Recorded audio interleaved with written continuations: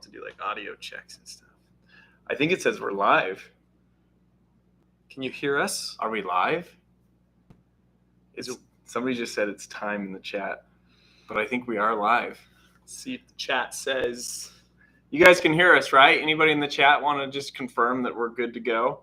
Everybody can hear us just fine? Because unfortunately, we had to use our boom mic because, yep, they can hear us. We're good. We're good. Okay. All right.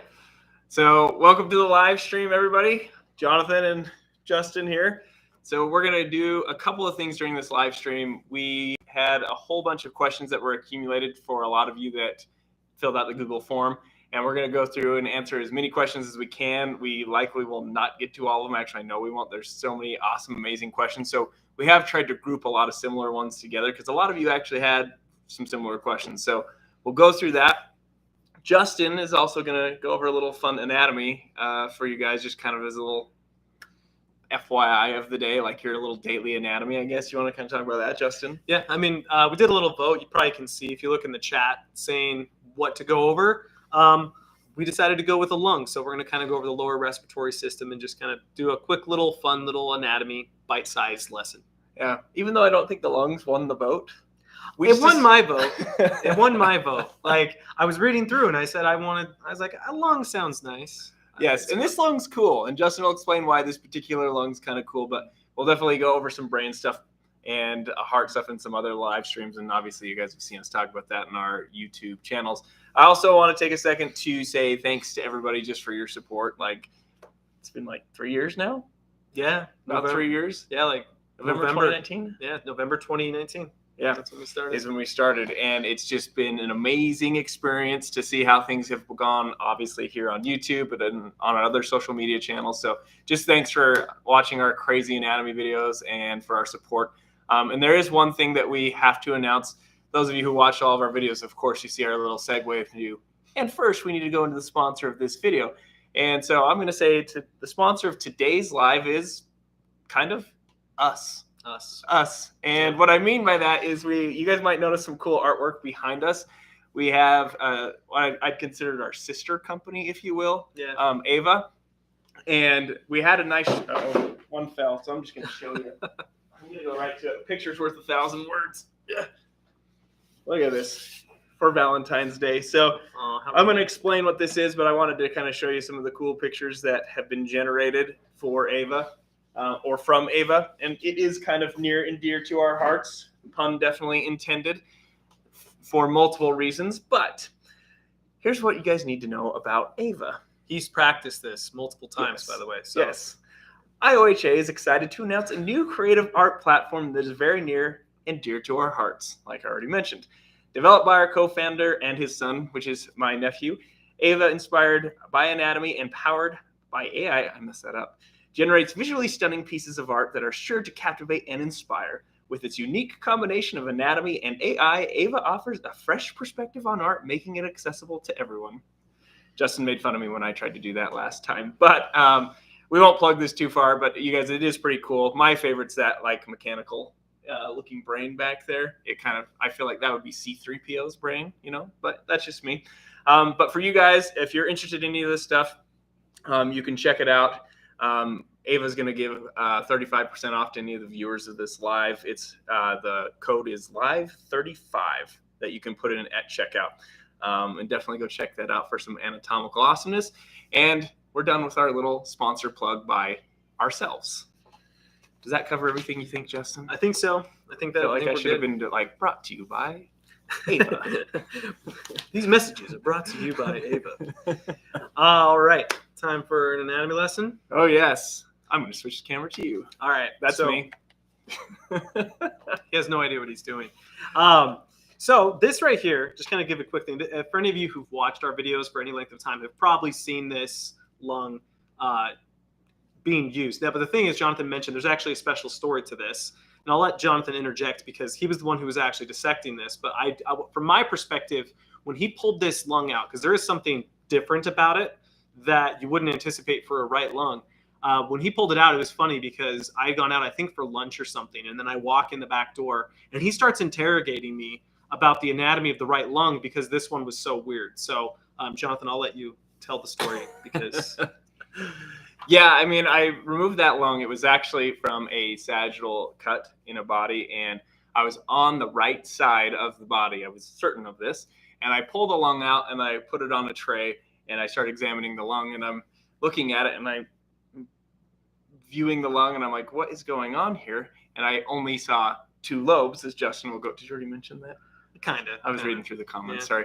But there's only 2 lobes there. And most of you who've taken an anatomy class before and maybe heard us talk about this is the right lung should have 3 lobes. So I was going back and forth to the body. I'm like, I swear I pulled it out of the right side. Go back to the lung, back to the body. And I do this like 3 or 4 times. And then Justin comes back in and I'm like, am I crazy? What's going on here? But obviously we had a good joke, good laugh about it because the right lungs typically have 3 lobes. And as Justin will cover a little bit here, there are cases where some people will have 2 lobes in the right lung. On the left lung, sometimes they've actually found 3 lobes, which for those of you who know, the left lung usually has just 2. So you can see some variations there. But as long as when you're inside mom, when everything's developing, these cardiopulmonary or these little tubes that are developing with their associated blood supply, as long as you have the total and proper amount of those tubes going through the lung tissue, how the lung tissue kind of wraps during the developmental process, if it wraps it or packages it into 2 lobes versus 3 lobes, that's not as quite as important as actually seeing the distinction of 2 versus 3 lobes. As long as you got all the tubing that you need, hopefully that makes sense. I think so.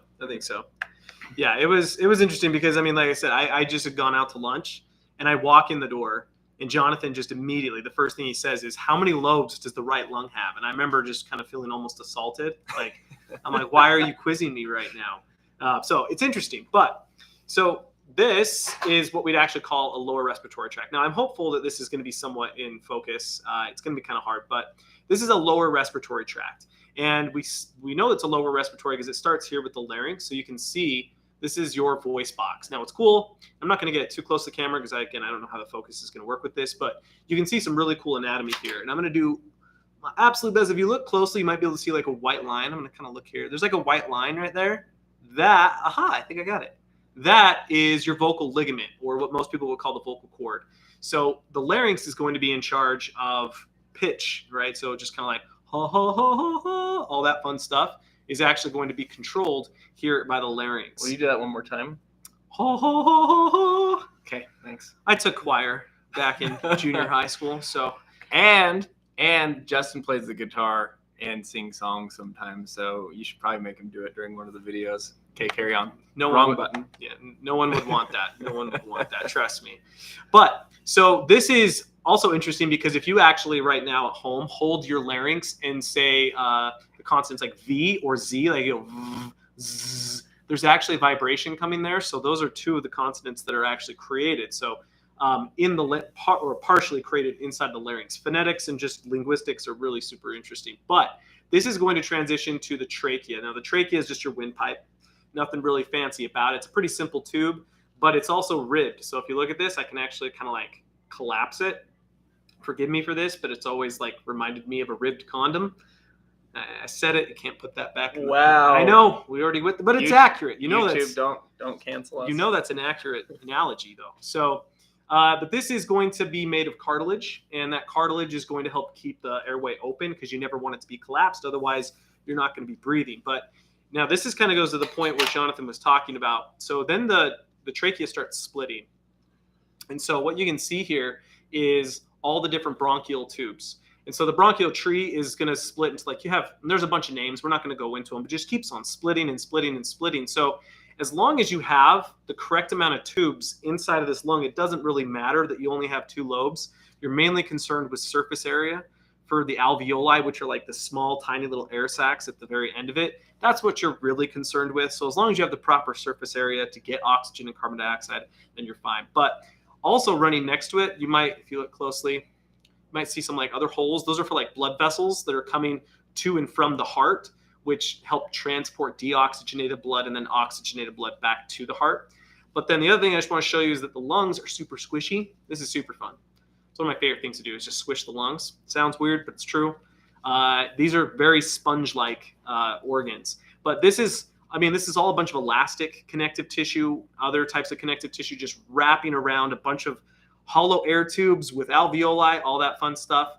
And yeah, just kind of expands and breathes. But this is a lower respiratory tract. So if you ever hear someone say like a lower respiratory tract infection, say like pneumonia, that is going to be an infection of this. The upper respiratory tract would be, your pharynx, your nasal passages, all of that fun stuff. But that is your real quick and down and dirty anatomy lesson.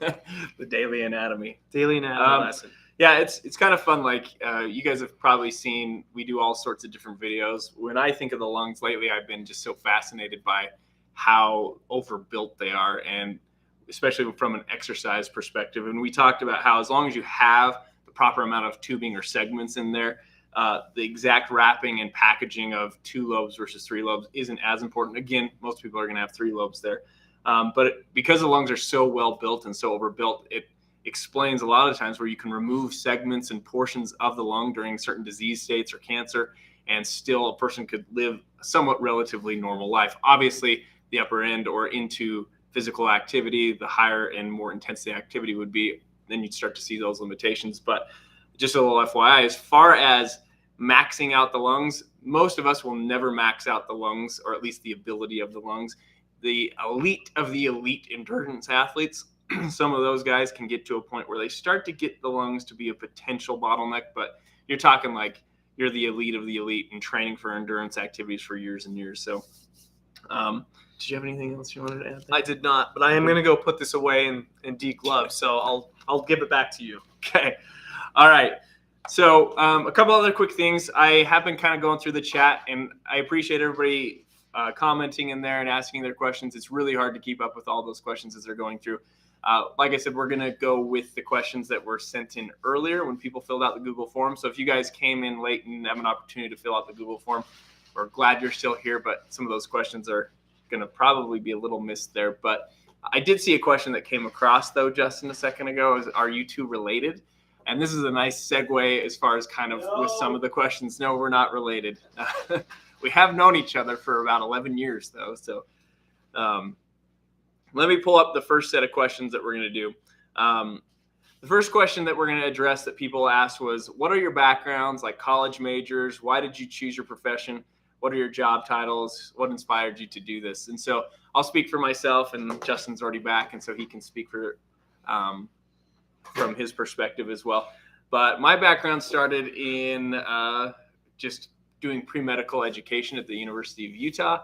I joke around and always say that everybody's pre-med at one point in their college careers, but I've always been fascinated with sports, fitness, exercise, and just how the human body works. And I always wanted to help people with their health even further than just sports and exercise. I wanted to go into medicine. And so I took an anatomy class, and you could say it all went downhill or uphill, depending on your perspective from there. And I still remember to this day, I think this is back in 2006 or 2007, where the teaching assistant in the cadaver lab handed me the first human heart. And I remember just having the heart in my hand. And for a split second, I was kind of like, whoa, this is a real human heart. But then I was one of those like, this is the coolest thing I've ever seen, right? Not everybody has that experience.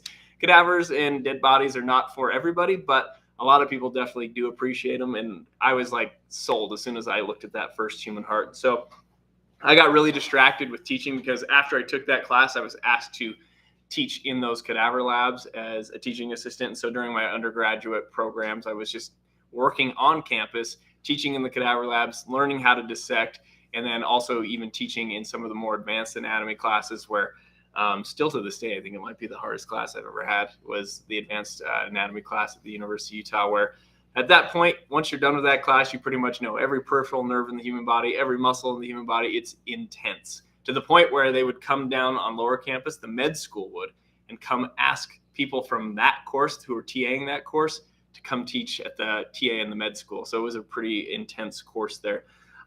Anyway, so I then decided to go teach at a massage school. I'm not a massage therapist. I just loved anatomy because my professor at the University of Utah taught the massage curriculum down at the massage school.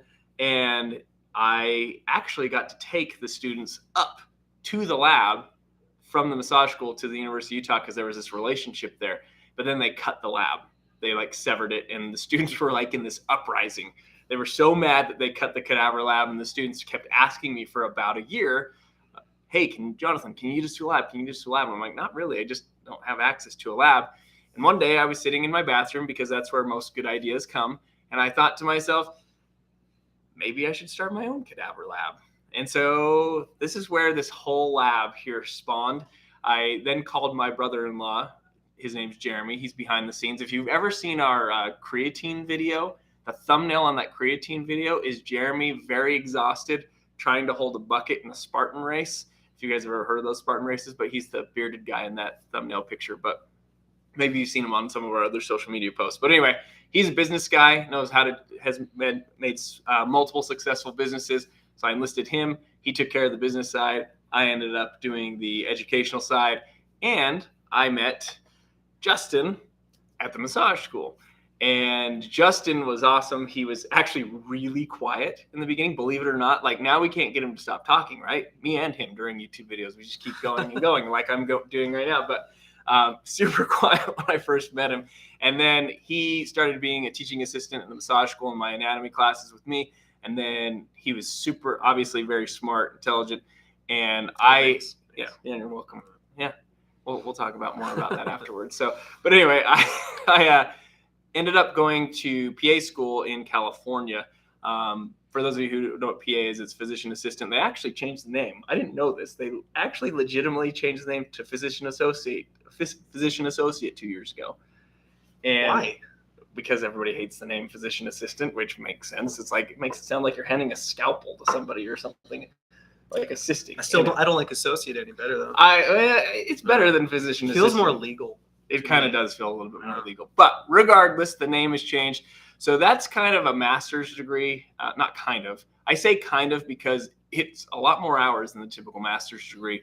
A typical MD program, I believe, is 8 semesters, and a PA program, 7 semesters, kind of a little bit condensed there. So I do work in urgent care here and there. I used to work there full time, but as we went crazy on social media here, I had to pull away from my clinician duties and focus more on doing the lab and teaching anatomy. And I apologize that this is a long-winded story, but I still do occasionally get to go in and, help stitch people up, deal with broken bones, COVID, flu, whatever. That's the beauty of urgent care for me. It's kind of a little bit of a lesser of an ER, I guess you could say, where you get to see a variety of different patients. So I think that covers me. Does that cover you? Yeah, that was All right. long. I'm sorry. I'll try to be a little bit quicker. But I mean, he actually talked a little bit about mentioned a couple things with my background as well. So I'm actually go to here, camera 2, camera 3. I'm actually a licensed massage therapist, and that's where I did meet Jonathan. Was at massage school. I went to massage school on a whim. It was after I got out of the Marine Corps. I actually originally went to a normal college, and just I was struggling just like with kind of like integrating, as a lot of veterans do. It's like blinking. I don't know what's doing that. Let's go back to this. Hold please. You're good. Stay on this one. I'll figure it out. Okay, but I was kind of struggling to like integrate back into society, as a lot of veterans do. So I decided to experiment and try the exact opposite of my job in the Marine Corps, and I felt like massage therapy was that. That's literally why I decided to be a massage therapist. I'm over here now. Yes. And so I went to massage therapy school just on a whim, just to try and see how that would go. And ended up really enjoying it. I enjoyed the profession. It was totally different. It was nothing, I didn't plan for it, but then again, that is where I met Jonathan. He was my very first anatomy instructor. And yeah, so then what happens is I kind of graduated from school and started working in the field and absolutely loved it. We are in Salt Lake City, Utah, so I was able to go to Park City. I worked up in Park City, which is a resort destination. And it was nice. I got to work in luxury spa environments. I actually got to work with Olympians because Park City actually houses a lot of the Olympic trainers.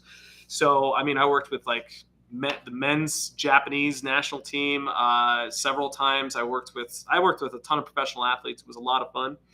But when Jonathan opened this place, and I mean, a little bit after he opened it, he asked me to kind of come along and help out. And of course, I was happy to.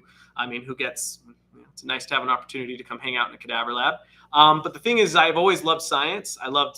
Growing up, physics was my favorite thing, space, cosmology. I loved biology. And so anatomy was something that was really interesting to me. So I ended up really wanting to go more into anatomy. And so since I was having a successful career as a massage therapist, it was kind of hard. I didn't really want to just like jump ship and go back to school.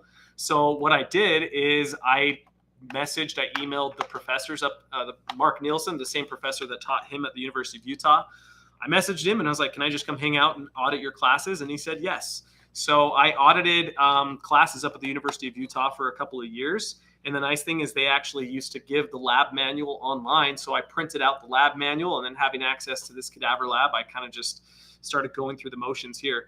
It was just interesting. It was the only reason I didn't actually go back to school was just because things were just working out for me. This lab was doing well. We were teaching. I was having a great, successful massage career. And then in 2019, that massage school closed down. And so we decided as a group, just like, let's figure out the social media gig. And that's kind of just where it kind of led us to here. So for me, it's like, I never really chose anatomy as much as it just happened to be in the right place at the right time. And it just kind of flowed that way. And I just went with the flow and didn't argue with it. And so here I am now, just getting to teach you lovely people. So, but that is me in a nutshell. That was a great nutshell. Great nutshell. I think your camera might work, so we'll try it on the next one. Okay. Here. So let's see. Somebody asked about the artwork in the actual chat, so I'm going to try to paste that. Hopefully it'll work. I just pasted the Ava link for those of you who want to check out the artwork. So we're going to go through some of the other questions here and just kind of go rapid fire for this live stream and see what we can do. If you see questions that come up, Justin, let me know. So some typical questions we get all the time, like, does the lab smell? Where do you get the bodies? Who does the dissection? Things of that nature. Now, we actually do have a full video on this, like where we go over where we get the bodies, how we preserve them. So I'll be brief on this, and then Justin can add to it as well. But we get the bodies from certified body donor programs. What's amazing is people decided and chose to donate their bodies to science and education. And so it's a really amazing anatomical gift, and we're super grateful for everybody who participates in that, because we often have these little philosophical conversations, and maybe we can bring this into you with both of us here, is with like the idea of, there was a lot of taboo, I guess you could say, back in the day with getting bodies for science and education, like 1600s. Is my brain serving me right? Is my timeline off? Like Da Vinci time, yeah. I think, yeah, that's like 16, 17. But there was more taboo, and it's harder to get access. And we've had these little philosophical conversations about, what if we had people getting access to anatomical dissections earlier in the timeline of our lives, or not our lives, but the existence of humanity? Would that have progressed medicine even further? Would we be further now than we are if we got access to this stuff a little bit earlier? So this is a really important gift that people give, and we really take it seriously and care for the body. So like, we know where all the tissues are for each individual body, and we keep them separate. And at the end of the time that we're done utilizing the bodies for education, then we take everything that belongs to that body, every tissue, every bone, every structure, and it gets cremated, and the ashes either go back to the family or the Salt Lake City Cemetery, in our case, because we're in Utah, but that would be applied to people in other states and things like that. And so it's a really cool process where there's a lot of respect for the bodies, and there's kind of like an ending to it with either giving the ashes to the family, or if the person when they were alive decided, hey, you don't need to give my ashes back to the family, and then in that case they go to a common grave site at a cemetery. But yeah, did you have anything to add, or a specific question you wanted to throw in? No. But I mean, I can answer another question that we got. So I'll put it on you you. want to try me? See if Let's this see if it works. works. So question is, how do you decide what topics to cover?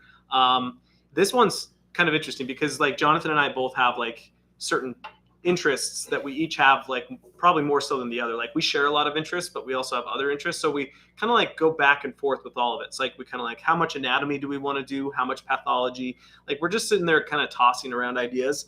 A lot of times it's just kind of almost on the spot. Like, there's without risk of giving you too much information, I might be in the shower or something thinking, and all of a sudden it's like, I'll make a video on that. I mean, the cool thing is, since human anatomy underlies all of medicine, it's kind of opens you up to a lot of different aspects. You know, you can discuss nutrition, pathology, exercise science, evolutionary biology. All these things are like on the table. So you're kind of like, to me, the way I tend to think about it is I almost look at systems.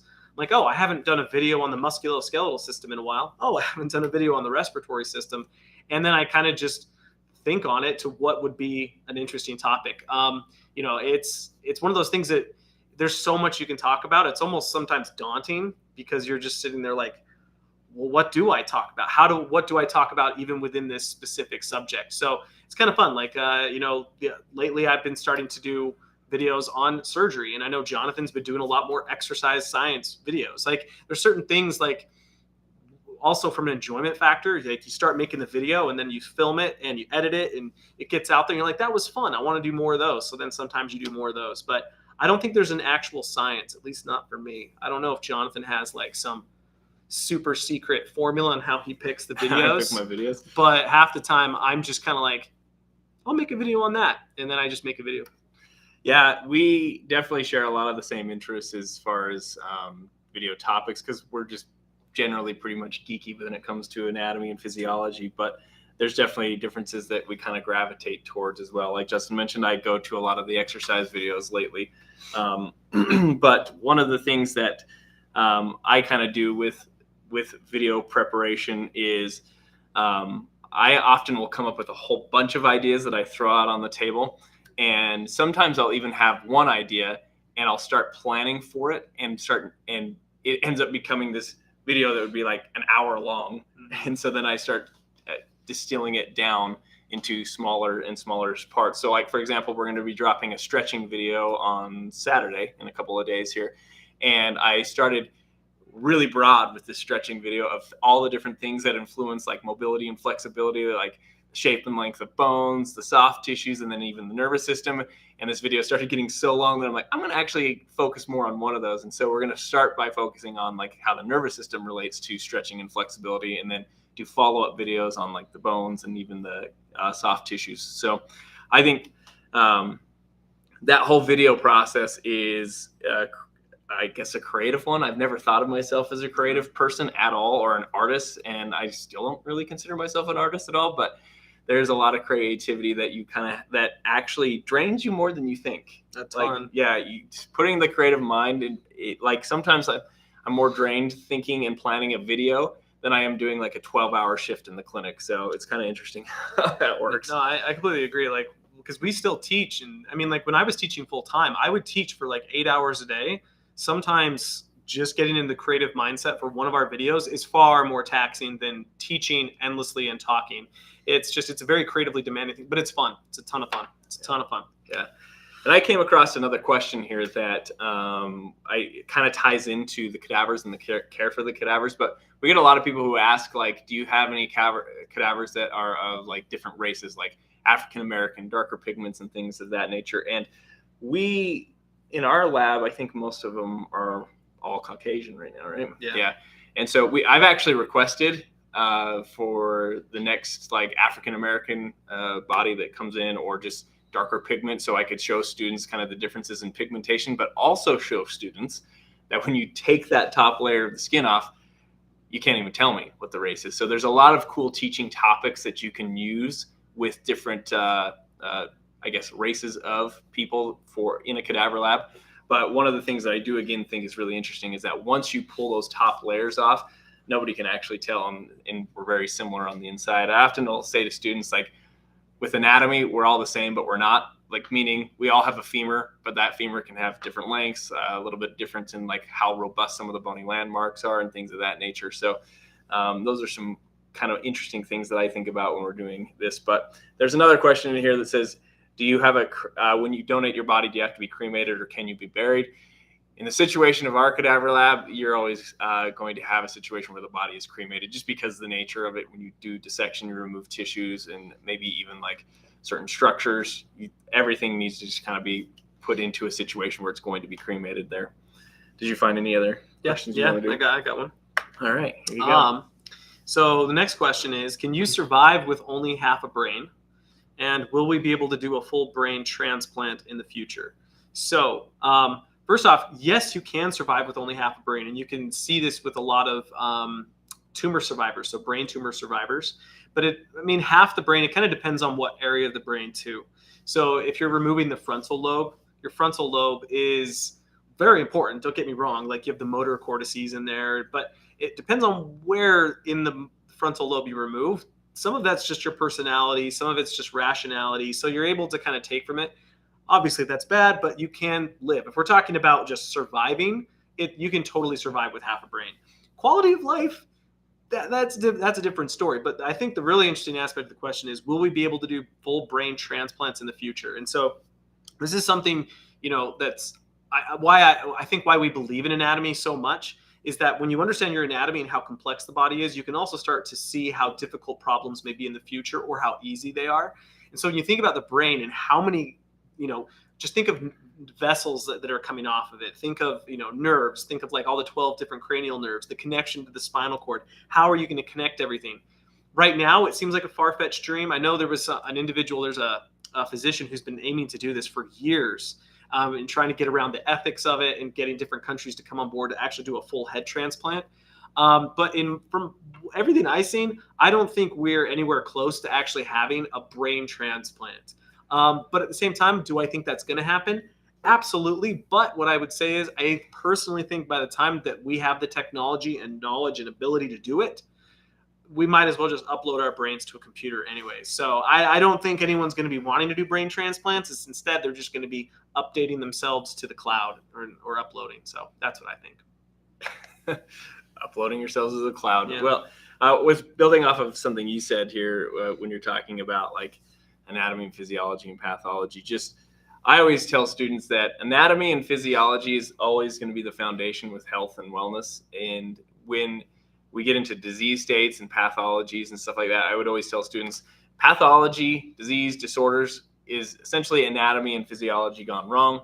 And so it's always important to have that foundation of knowing what it's supposed to look like and knowing how it's supposed to function. With my next question I have here, it was kind of an interesting one. And this question is, have you ever accidentally destroyed a part of the cadaver? And how did that make you feel? So I guess it depends on your perspective. And in general, the overall answer is no. I wouldn't say like we destroyed a body part or anything like that on a cadaver. The things that usually happen in a cadaver lab is like a dissection mistake. So somebody is doing a dissection. Their goal is to have maybe dissect the muscles of the medial thigh or certain nervous system structure, and they accidentally cut through something with a scalpel, and then that dissection isn't as good as it could be because of that mistake. We've had students come in for dissection courses, and Justin and I have to stand back, and I don't want this to sound bad because this is just part of the learning process. And it happens in med schools all the time where students have zero dissection experience and then they get put into a cadaver lab and they're dissecting for the first time. You are inevitably going to make mistakes and maybe cut something that you didn't mean to cut, just because there's so many structures and things that people are trying to learn in their anatomy class that it's hard to remember every little structure that's passing through, this portion of the body and how it's relating to this other structure. And so I do remember we did have a dissection course once where I was like telling the students, like, when you get down to the knee, go slow, because we were trying to preserve these tendons of the hamstrings muscle. It was the semitendinosus. I still remember it today. So where did I come here? He has been talking about this semitendinosus for years. What he's talking about was probably like 6 or 7 years ago. I've heard this for 6 to 7 years. This semitendinosus. I'm half expecting him to just like text me in the middle of the night, just semitendinosus ... like it's haunting him. I'm just saying. Sorry, you can. No, it's okay. Go back. No, I need to be able to have a rebuttal. No, okay. I need to make sure we're clear here. Angry would not be the emotion that I would convey from that. Maybe a little sad and disappointed, because I was saying to the students, hey, because I was bouncing from table to table helping different groups, I'm like, go slow when you get to the knee, because those structures get really superficial and it's easy to cut through them. And they didn't come grab me when they got to the knee, and they're like, hey, what's this? And I was like, that's the semitendinosus that's been cut. It was a little sad. When you're sad about something, you don't bring it up perpetually for 6 to 7 years. I think it bothers him. It probably keeps him up late at night, but I also understand where he's coming from too, though. He's just always talking about it. Didn't you have a trapezius incident once? I don't remember if I had a trapezius. I did accidentally break one of the cadaver's arms. Oh yeah, that's right. I was trying Yeah, to. look at this guy giving me grief about not sleeping at night. How's that make I you just sleep don't. at But night? I'm just saying I don't bring it up. You know, Yes. like for 6 to 7 years. I see. The reason why he doesn't bring it up is because partly it makes him feel so bad. Me, It really does. It does. it does. So it was an accident. What we were doing is when you're doing. Do you want me to explain, or you should explain? Well, we were Explain your so atrocity. when the embalmers actually preserve the bodies, what they do is you want to actually put the bodies in a more neutral position that just makes sense. And unfortunately, this cadaver was preserved like this, and that's just not good because the actual embalming process, what it does to the proteins is it makes you stiff as a board. So I was trying to move her arm out of the way, and I snapped her humerus right in half. And I tell you, I felt awful. Awful. I was like apologizing to her. I still to this day apologize to her when I'm around. Like if I move her arm, I'm like, I'm so sorry. Like it's one of those unintentional things that I just felt so awful about because I personally never broken an arm before. So that was an adventure. And I'm not laughing because it's like I'm laughing because of Justin and I do that. Like it's really funny. Like we'll be alone in here and we'll be with the bodies all by ourselves, and like one of us will be like, "Hey, thanks." Like just like don't know what we're doing, and it's funny because we're really scientific in our mind, and like everybody has their own different beliefs, like philosophical, religiously, and things like that. But I still find myself, for whatever reason, just being like, "Hey, thanks for doing that." Hey. And Justin's apologizing every other day. So no, I mean, there's one time I was moving a cadaver and I accidentally bumped their head against. We have like these gas nozzles. It wasn't bad, but I was like, I apologize. Like I bump them. I don't know. It's hard. I don't know how to best to say it. It's just I feel like it's important. Yeah, I definitely agree. To be respectful and apologize if I did something unintentional. So. Well, yeah, because I think sometimes we come off. I don't think we come off this way. I think some people wonder if we're a little jaded in a way. Yeah. And this has been a really interesting experience coming on social media. Justin and I have experienced it. And frankly, most everybody has so many positive things to say. Like, this is amazing that you guys are showing this, that you're doing, showing the anatomy, that you're respectful to the bodies, because that's really important to us. And there were a couple of there was a few nasty emails throughout the few years of people being upset about it. And those actually like dig kind of on Justin and I, at least for me, because we like people can make fun of us all the time. Like there was a comment in the things that said something like, "Can Jonathan read English?" or something. I don't know what that means, but yes, I can. But we get all sorts. You'll always have people trolling you on social media that they'll give you some feedback that's not very constructive, and we actually really appreciate constructive feedback. We love your guys' comments. We love when you say, "Hey, you could do this better. Hey, do you want to try this? Hey, your sound's off. Could you maybe adjust that?" Like, we love that type of constructive feedback because we want to make our videos as best as we possibly can. But when we got some of these things about how like negative emails about caring for the bodies, Justin and I were kind of like, it kind of dug a little bit, I feel. It bothers. Well, I mean, it bothers you. I mean, it's like there's obviously like people can't know what goes into this, so you can't really expect that. But at the same time, it's just so not us to like, we're not being disrespectful. It's like something that like goes into the utmost care. It's like if someone comes into the lab, like I know you can attest to this. Like I'll walk into the lab and like a paper towel is different, and I'm like, someone's been here, and I'm like looking around, and it's just or like the body's folded, the plastics folded slightly different. Like, who's been in our lab? I know, like I like when I'm leaving, I'm making sure all the bodies are like not just like tight, like in their plastic wrapping that we keep, but also like straight on the tables. Like the amount of care that we put into this, it's tough to see that kind of stuff.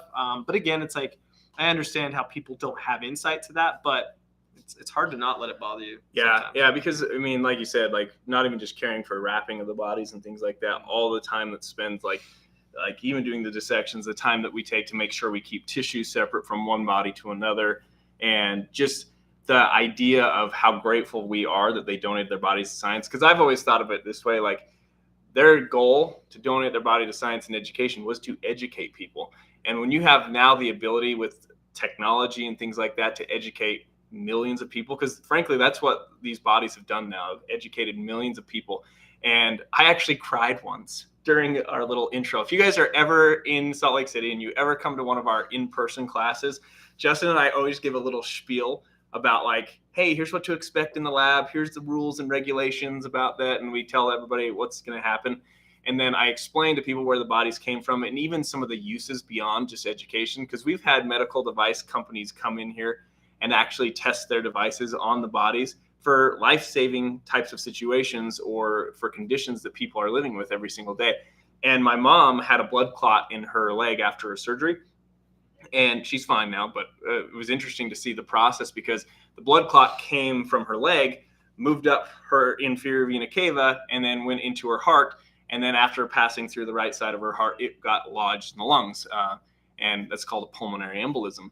And luckily, she made it to the hospital in time. They were able to take care of it. But one of the procedures that they did is I call it this, I don't know if it's actually technically called the IVC filter, but essentially they do go in through the jugular vein and take this device, go through the right atrium of the heart and hit into the inferior vena cava, and they open up this filter type device in the inferior vena cava. That's why it's calling it the IVC filter. And that would stop any potential other clots from passing through. Think of it kind of as a macaroni and cheese strainer or a noodle strainer. Maybe that's not the best analogy, but the noodles can't pass through, but the water can. So these clots couldn't pass through. And I was explaining that to the students about how it's so cool that these bodies are used for creating devices like that I started like tearing up, and everything was really funny, and people were able to make fun of me if they wanted to. So I mean, it's admirable. I'm not going to make fun of it. I get it, but I mean, I would make fun of, if I was there, I would have made fun of him, but I actually understand where he's coming from. So, yeah. Okay. So we just went off on a tangent there. So, let's pull up some more questions here. I got a good one. It's a deep one too. Okay. It's a deep one. one. You want this camera all fully on you? Sure. Let's do it. That's me. All right. So the question is, what's your take on our soul and consciousness? Now, the reason I want to actually do this is because I have a slight story. I remember there was one time when I was in here, this was years ago, I think you were at PA school, and it was in middle of the night, early morning. So let's just say 2 a.m. And I remember I was dissecting, I was studying, I'm just sitting there looking at one of the bodies, and I just had the overwhelming realization as I'm all alone here in this lab with nothing but the bodies, just and I had this question. I was like, everything I remove, is that taking away part of the person? And then it was this huge philosophical, deep thing that happened. And it actually, I thought about that for probably a good, I don't know. I can't put a time frame on it. Maybe a year or something. But it actually was pretty interesting and deep. And I think the reason why I wanted to bring it up is because, and he even talked about some of the deep philosophical questions we ask. It's you can't help when you're doing this job and working with the dead that you start asking yourselves a lot of these types of questions, because I think you're just constantly faced in some aspect with your mortality. You're confronted with it just because you're around death. And so you have to start I think it's a very natural process. So, but to answer the actual question, what's the take on soul and consciousness? It's so hard to say, but it's it's one of the things that's super interesting to, I think, not just me, but many people. Just what is consciousness? How does it come around? How does it work inside of the brain? To me, I don't have an answer on this, because if I did, I wouldn't be here. If I had an answer on consciousness, man, I'd be writing books. There'd be all sorts of cool stuff happening. But what I would say is just that I kind of spin on the question. I think it's something that Jonathan and I think about quite often when you're just working in this type of environment, is those types of those deeper questions. So, yeah, that was a pretty good one. Thanks. Yeah. So I have 3 questions that came up, but I don't do all 3 of them at once. I'll give you a chance to do it too. Thanks. So one of the questions that came up even earlier from people who filled out the form and even on the live stream chat was when Justin was showing the lungs, people were saying, "Oh, are those smoker lungs?" And people often ask that with lungs because when you look at the lung tissue in a cadaver lab, you can see all these dark lines running through them. And they're more like dark purple lines rather than black. And it's actually all the vasculature and the blood vessels running through there. And smoker lungs tend to generally lose their elasticity. They're a little bit harder, not as compliant as, say, like a lung that he was using there that was all gushy and kind of elastic still. And they tend to get this grayish color in them. But again, that's kind of a generalization. And because smokers' lungs can be very mild all the way up to severe damage and getting into lung cancer. So there's a spectrum. And a lot of the times you could have a cadaver come in that the person smoked throughout their life. And initially you might not even be able to tell unless they got to that more of that disease state, kind of the point of no return there. And I am going to go to the second one if you're okay with that. That's fine. Okay. There's a question here that says, why can't asthma be cured? So this is more of like a body question. And what exactly is the root cause? I love asthma in some ways because I think it's a fascinating condition. And with patients, I often will work with them on a spectrum, meaning that there's patients I have that have mild asthma all the way up to severe. And asthma is really closely tied to allergies. I hesitate to call it a full allergy or anything like that, but there are people that kind of get the triple threat in my mind. They get asthma, eczema, and they have nasty seasonal allergies. And so there's some close relationships there. But asthma is what's known as a reactive airway disease, meaning that the airways are reacting to things that you normally wouldn't have them react to in somebody who doesn't have asthma. And so that's why you can kind of see it's somewhat linked and kind of related to allergies. Some people have certain triggers with asthma. It could be smoke. Some people have exercise-induced asthma. Some people have their asthma flare up when they're exposed to other pets. So again, kind of building on that, there's this close link to allergies. And so what asthma is a two-part problem. One is it's a bronchospasm problem and an inflammatory problem. The bronchospasm problem is when the airways, the smooth muscle in the airways, react and clench up or spasm. And that would narrow the airway in and of itself. And that's what the typical asthma inhaler does to fix, like the albuterol, what people puff. That's a bronchodilator, and it relaxes the smooth muscle in the tubing of the airways. So that's problem one. Problem two with asthma is, again, it's inflammatory. And so if you were to think of like the inside lining of a hose or a tube, the tube being your respiratory tubing and passageways again, there's a tunica mucosa or a mucus lining that lines the inside of there. And that mucosal lining produces mucus and has cilia and things like that. That gets inflamed. And so I want you to think about, like, if that tissue gets inflamed, it literally get more puffy and thicker. And that also encroaches on the airway and would narrow it. And so the inflammatory problem is often dealt with steroids. And so some people who have more moderate to severe asthma won't only just have the albuterol inhaler, they'll also have another inhaler that's an inhaled corticosteroid. And people who have that will either take it in the morning or sometimes morning and night. And because it has a steroid, they'll actually have to rinse out their mouth after they take it. At least that's recommended, because when you inhale these corticosteroids, there's a risk for developing like a fungal infection in your mouth. But that doesn't mean those medications are bad just because there's a risk for a fungal infection. If people are rinsing out their mouth and brushing their teeth after they use it, they're usually just fine. But that steroid will help with the inflammatory problem. And again, not everybody needs to be on that daily steroid. Some people have the mild asthma where they just need the puff of the albuterol occasionally when they have a little bit of a flare. And then there's some people who have a major flare-up of asthma where we actually give them oral steroids to help with that inflammatory problem. But asthma is quite the interesting condition or disorder. And the last thing I'll mention about it is because some people will say, well, what's the root cause? We don't always know. Like I said, there is some links to being reactive to certain things that, say, the average person without asthma might not have. But I always find it very interesting based on climate and environment. I have a lot of people that I've worked with at my last clinical job that were from out of the country, like from India, other places.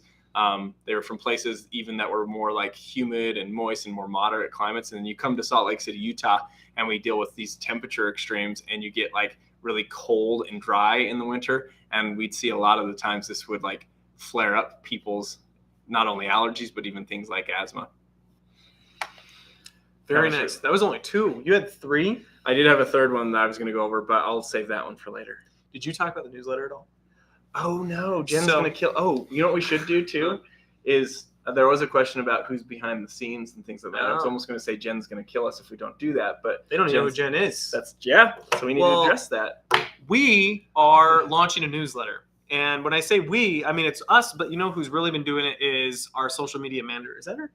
Is she social media manager? Yeah. She's awesome. Her name's Jen. So Jen is the one who kind of like set up everything about this. So to kind of go back, the question is there anybody else behind the scenes? And the answer is yes. So Jonathan and I are the face, I guess you could say, but like Jonathan is, and he can be the one to tell you this, he's one of the co-owners and founders, but so is his brother-in-law, Jeremy, the one with the beard he already talked about. And then we also have Jen, who is our amazing social media manager. She is starting to, so if you see us on Facebook, you can thank Jen, because Jen is starting to really work the Facebook side of things. She's just fantastic. And then we also have Abby. Abby is one of our interns. She is a fantastic dissector from the University of Utah. She actually just got accepted into PhD program, right? I don't. She was interviewing. Maybe Interviewing. Maybe we weren't supposed to say that. But Sorry, Abby. Yeah. Hopefully it works. But Abby's amazing. She'll get in. Like she's like I will say this. She is way better than us at dissecting. I will say She's this. awesome. She's fast and she's good. Can't say. Yeah, she's been dissecting at the med school for a while now, and so she kind of came from the same place that I did at the University of Utah, same anatomy program. Just a few years later down the line, we won't age ourselves quite yet here. So, but we are starting a newsletter. So if you guys want to actually do, I'll have Jonathan share the link to the beacons. You share that link in the chat. So if you want to go ahead, we're going to start publishing. I think it's a monthly newsletter that you guys can check out, just see kind of cool stuff. We'll go over like things that we're interested in. You'll get to know us a little bit better. It'll be really fun and exciting. So go ahead and check that out. I'll have Jonathan drop that link. Then the question I want to talk about, and then can I just jump something in real quick? Yeah. We were gonna just answer all the questions that were on that initial spreadsheet, but there are some quick ones that I can address in the chat too. There's two things that I want to mention. Like somebody said, guests or other scientists, which we've talked a lot about collaborating with other creators out there, and we'd love to do that. And so we are going to be reaching out probably to other, podcasts and things of that nature. I'm actually going to go to Florida this weekend to do a YouTube collaboration with another creator. His name's Ben Patrick. I don't know if you guys have heard of Ben Patrick. He's nicknamed the knees over toes guy. He's a lot of fun. I love what he does. And we're going to kind of talk about the science and the anatomy and the physiology of what he does and how that actually translates to exercise, athletic performance, and things like that. So we're pretty excited about that as well. And I just have to say this, and then I'll be done. I'll let you say this. If I asked you this question and I said to you, what do you feel like is the most commonly requested topics from our audience? Maybe like top 3 that you've heard. Requested topics? Like that people want us to do that we haven't done yet. I don't know. I feel like you want me to say like there's something I should be saying. You should be saying it, but we'll find out. Top 3. So topics that people just want us to cover. That it keeps coming through on the comments and things like that, and we just haven't been able to get around to it yet because of all the other video topics we have in the pipeline. Well, now I have no idea. What is it? No, give me your 3. I mean, like the smell. Smell is always talked about, which you already kind of addressed. But like video topics, like they want us to do something on like this like disorder or this condition or this type of thing. Oh, with that, Alzheimer's, dementia. That's all I got. What else is it? You're gonna be so mad that you didn't answer this. ED. Hold on, I gotta be clear. Not erectile dysfunction. Although that's probably been requested. That's probably requested. Yeah. So connective tissue disorders. Yeah. Like Ehlers-Danlos. And so I did see that on the chat. I promise we were getting to it. I'd also say like PCOS is up there a lot. So had a lot of endocrine stuff, but I promise we hear you guys. It's just our bandwidth is so limited with just the 2 of us, and we're doing 1 video a week that we are trying to put those in the pipeline. So they are coming. Just I apologize that it takes a little while. I can't talk today. Takes us a little while to get to it. And on that note, I think I even promised someone once in maybe a live stream here on TikTok or something. I was like, yeah, I'll do an Ehlers-Danlos video like next month. Yeah. I think that was like 2 years ago. And the reason why I'll actually say like I've been hesitant for Ehlers-Danlos is because it's so intensive. It is. There's like 14 different kinds of Ehlers-Danlos. Yeah, and the variability is and really so like hard from to a do. creative standpoint, like every single time that's like on my like list of like potentials, I'll look it up, like I'm all geared up. I'm like, yeah, it's time to do Ehlers-Danlos. And then I get on there and I'm like, that's a lot to do. Yeah, and that's a lot to do. And that's why I avoided stretching for so long. It's stretching seems like such a simple topic. It is if you're just like, hey, this is how you effectively stretch. But if you're talking about what's actually happening in the adaptations that take place, like there's a lot of debate with what happens when you improve your flexibility. Like how much of that is a nervous system adaptation versus how much is that a change in the actual muscle tissue? Because you can't actually really change the histology and the actual major structural components. Well, you can change sarcomeres with weight training now. See, this is why. Like there's so much stuff that you can get into with the weeds with some of these topics that it can be a little challenging. But we are working on those topics for sure. Did I interrupt your No, you're question? fine. You're Or is fine. it my turn now? It's nowhere near your turn. Oh, okay. Go ahead. It's I'm nowhere going to near put the your turn. camera on you. So But you I have to mean, I deal will with say me. we only have a few more minutes. I don't know. We can probably go a little long. I do want to address this one because I think it's actually kind of interesting. And so camera's on me. All right. And that is, so it says the top human anatomy features that prove evolution. Now, the reason I want to bring this up is because Jonathan can talk about that. It can back me up on this. Like evolution, if we even mention evolution, it's like it's a hot button topic to say the least. And I fully understand that there are a lot of people who have differing opinions in terms of like whether they're religious or scientific. What's always kind of been a little strange to me, and I'll just be completely open and honest about it, is that I've never really viewed evolution as being incompatible with a lot of different religious beliefs. And I understand a lot of that. Some are, and I'm not here to argue. I'm not here to say that like, Yeah, it's like a lot of people want to put you into either or. Yeah. Like if this one exists, this one doesn't exist, and that can be really challenging, and then you're really going to pit people against each other. exactly. I will say like for me, it's like here's how I describe it. Like Jonathan kind of mentioned it earlier. The way I say this to students a lot is anatomy is the what, right? Basically, anatomy is a science of saying that's the liver, it makes bile. That's essentially anatomy, right? Physiology is the how, right? Physiology is when you get into the hepatocytes, you get into all of like how the actual functionality, the molecular level. But what I always tell people is if you want to know the why, though, if you want to know the why on any of these topics, you have to it really comes down to two things. It's embryology and it's evolutionary biology. That's the only way you can do it. Like, if you want to know why a muscle is the way it is, why a structure is shaped the way it is, embryology is a fantastic way to go. But then you could even go farther back and look at the evolutionary history. So, but the thing I want to point out here is that when it says prove, like, are there any, like, what are the top features that prove evolution? I want to tell you there is no proof, because proof means like it's definitive. All you can do is give evidence. And what I would say is the whole body actually. And if you actually, this is where comparative anatomy is so useful, especially if you compare us to say like chimpanzees, bonobos, or gorillas, and you start like you look at the musculoskeletal system. There's all sorts of really cool features all over the place. I mean, quite literally, everything about the human body is evidence for evolution, especially when you think about this term called homologous structures.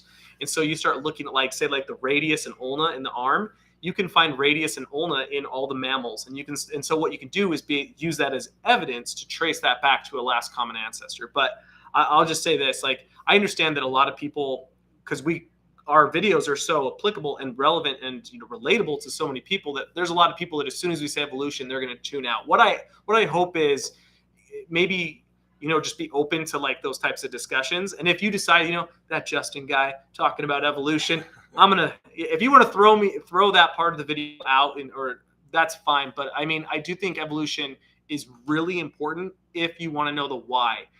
If you don't want to know the why, you can totally stick to the how and the what, the anatomy and the physiology, and no one's gonna. That's not a bad place to be. You're still gonna be able to make some actionable.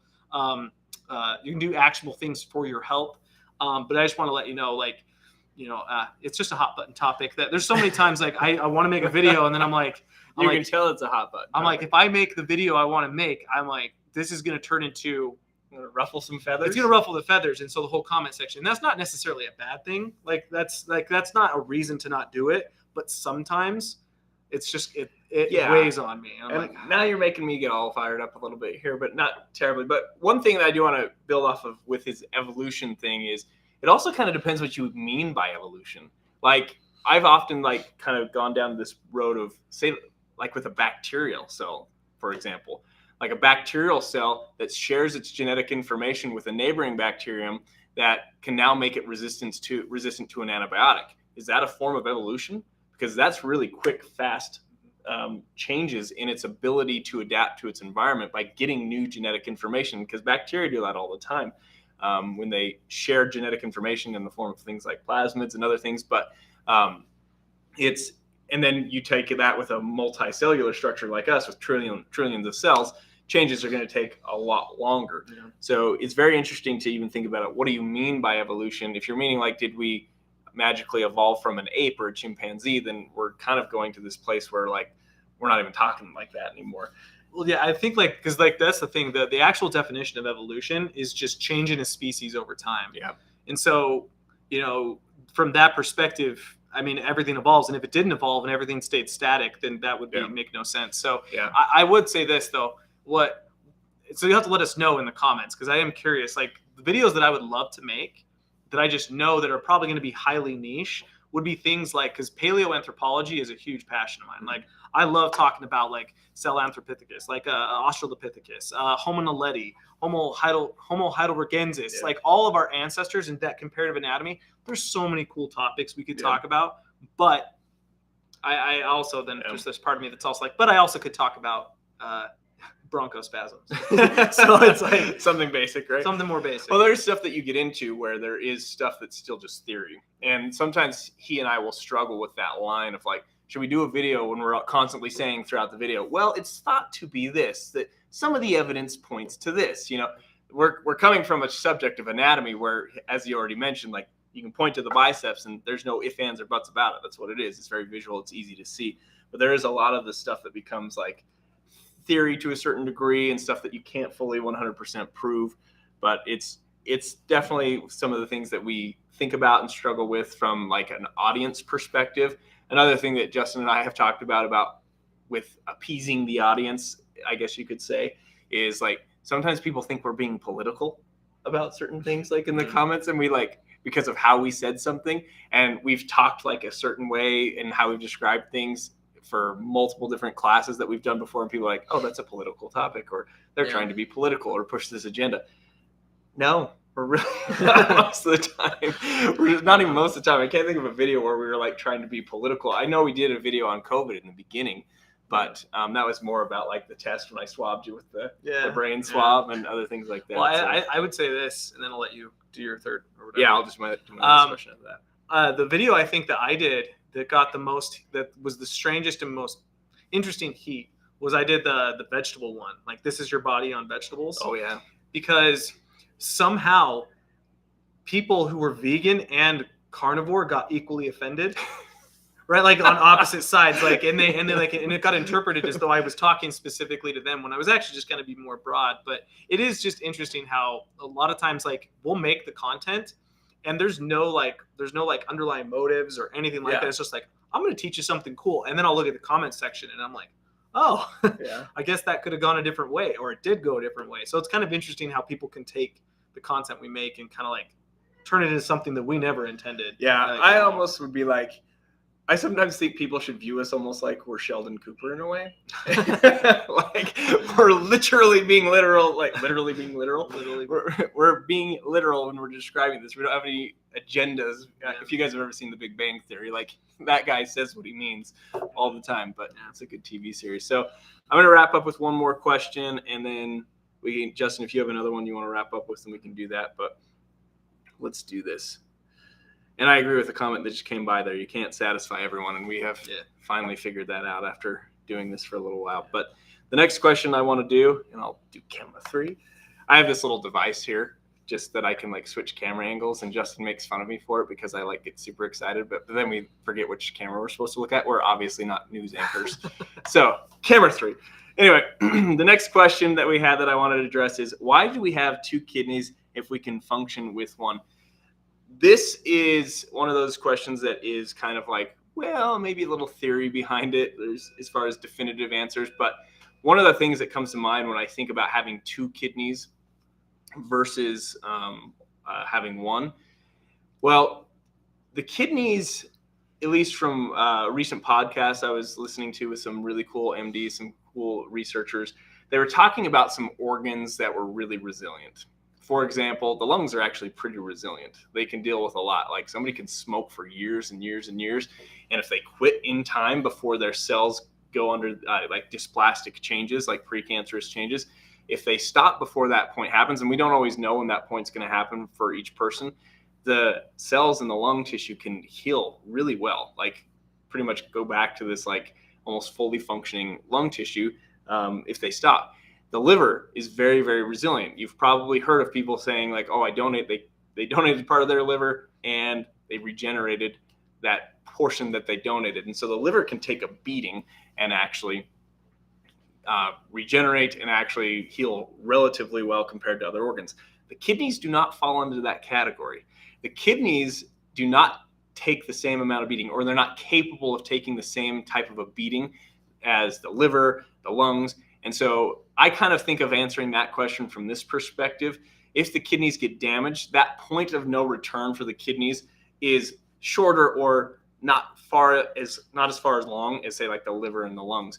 And so I kind of think of it as a fail-safe, but because it is remarkable, it doesn't mean the kidney can't adapt. It just probably can't take as much of a beating as some of these other organs. And so if those who have donated a kidney, the kidney that they have will actually undergo hyperplasia, meaning the cells that are in there will start to divide and it'll get larger and be able to compensate and do more for that person who is, like, kind of compensate for the kidney that you actually lost or donated. And so when somebody is living with one kidney, that one kidney is functioning at a higher level and has more demand on it. But again, you have one less fail-safe, if you will. Yeah. And I would just say, like, I think the fail-safe is the right way. I think about it in terms of redundancy. Yeah. It's like you want it, like I think that's just like engineering 101. It's like if you want to have redundancy whenever possible, and it's not always possible. Yep. And the kidneys just happen to be one of those that is possible. Like lungs are another redundant thing in terms of survival. Right, we're not talking about optimization here, because to be optimal, you want both kidneys, you want both lungs, you want everything to be where it is. Hence why Justin did a video on 2 hearts. It's true. It's true. We could have some redundancy. Yeah. Redundancy is I think redundancy is a really interesting thing to think about. Like in terms of, like, if you do really think of the human body as like a machine to an extent, and just ask yourself from an engineering first principles type of perspective, just like, what do we need? Why do we need this? You can kind of start to figure out what's going on with a lot of them. But again, you can't always have redundancy inside the body. Yeah, agreed. So that takes up our hour, everybody. Yes. This was fun. I'm a little bit sad that we're leaving you now. Yeah.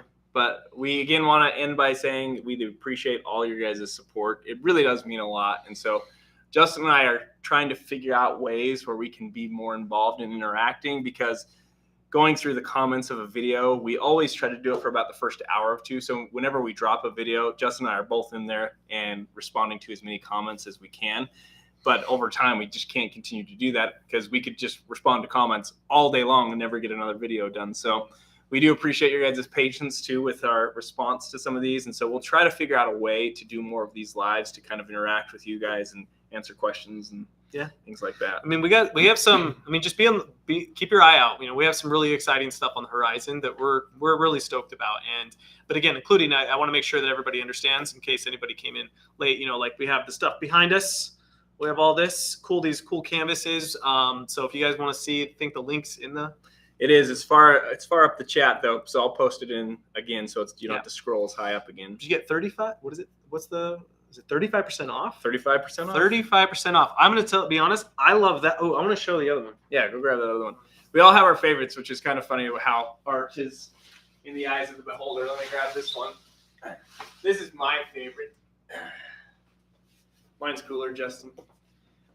That's like steam. You guys vote. Let's have them vote before we get off. Like, who likes this one better than Justin's? Go ahead, put it side by side. Yeah, mine's better. It's cool. The DNA is for sure cool. But get out of town. That double helix, like, look at that. Like, that is C-3PO's brain. It doesn't seem like that looks more steampunk to me.